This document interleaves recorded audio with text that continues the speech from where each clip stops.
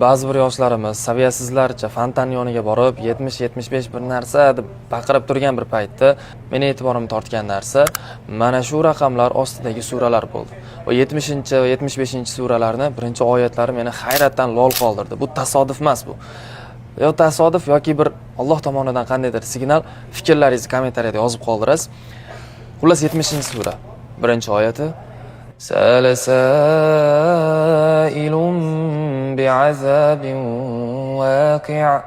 Ma'nosi qiyomat kuniga ishonmaydiganlar Rasulullohdan qiyomat haqida o'zi u bo'ladimi yo bo'lmaydimi deb mana shunday ohangda so'radi. Shu mazmundagi oyat. Va 75-sura, birinchi oyati. La uqsimu biyawmil qiyamah. Qiyomat kuni bilan qasam ichaman. Mana bu ikkala raqam ostidagi oyatlar qiyomat oyatlari.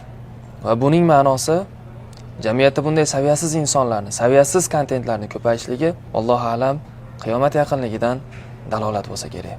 Bu videoni yaqinlaringizga yuborib, fikrlaringizni kommentariyada yozib qoldirasiz. Assalomu alaykum.